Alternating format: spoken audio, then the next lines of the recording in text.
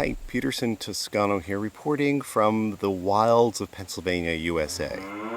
Actually, on the weekends I'm a woodland fairy, but don't tell anyone.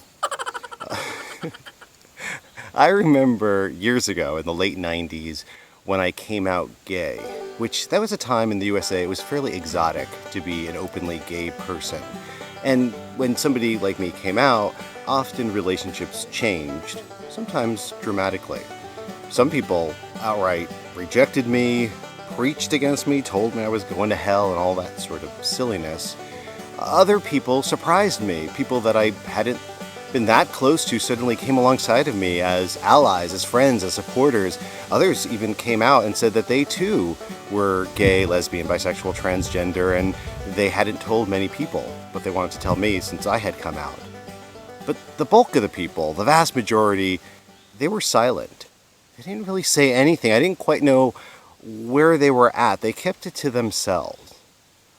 Well, a couple years ago, I had another dramatic coming out experience. I came out as someone super concerned about climate change and really enthusiastic to pursue solutions. And like coming out gay in the 90s, I had a lot of weird reactions. I literally had some friends who said, listen, I don't want to hear any of that. I had people preach against me. And it wasn't just the traditional climate skeptics that you hear so much about here in the USA. No, there was a different type of denial that I ran into that I didn't expect. These were the hope deniers. These were the people who were saying, listen, we've gone too far. There's nothing we can do. Just give up. And that was really hard to face. There were people that I had not thought about much as, they never talked about climate change, but when I came out about climate change, they contacted me and they said, I am also really concerned about climate change, and let's talk, let's get together. But the vast majority of the people were silent. I'm used to a certain level of attention when it comes to social media. I could post about gay things or blackberries, like the fruit, or whatever, and I get response. I post about climate change, it's crickets, nothing, no response. And I was like, and for someone who likes a lot of attention, that's hard. That's hard. I'm really grateful that you're coming together to talk about climate change. We live in a time where obviously action is essential, bold, big, systems changes, policy changes, and it can get frustrating at times because it seems like things aren't moving fast enough, and surely they are not. But what I've been seeing over the past 6-7 years is an incredible shift of people becoming engaged in ways that had never been before. People who had nothing to do with environmental issues, had nothing to do with energy issues, suddenly learning and wanting to know more. And systems, they can change so slowly until one day they change very, very quickly.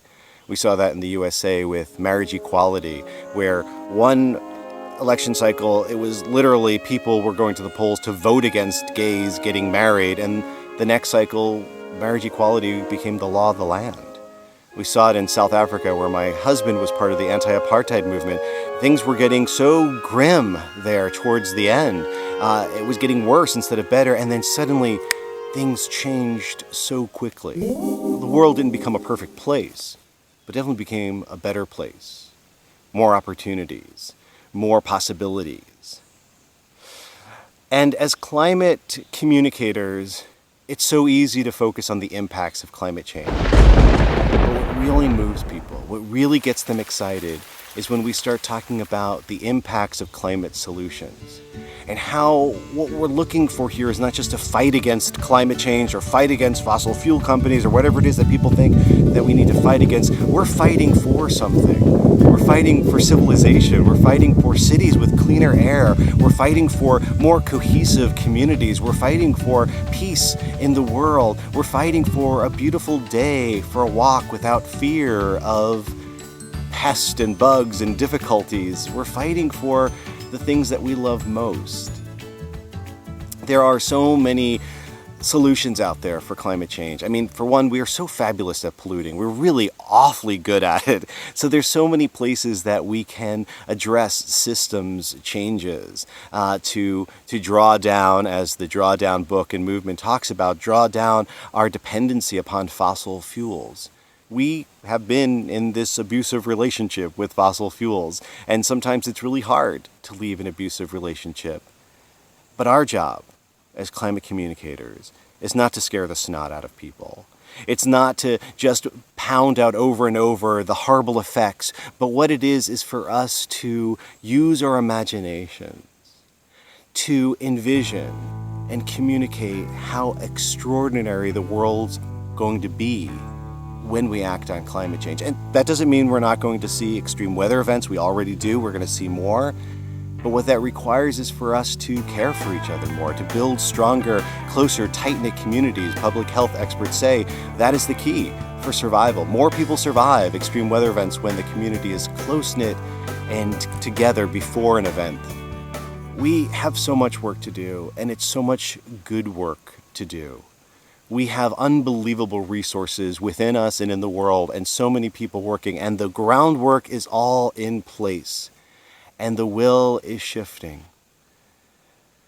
And people talk a lot about hope. Do you feel hope? I get that a lot. Do you feel hope or do you feel despair?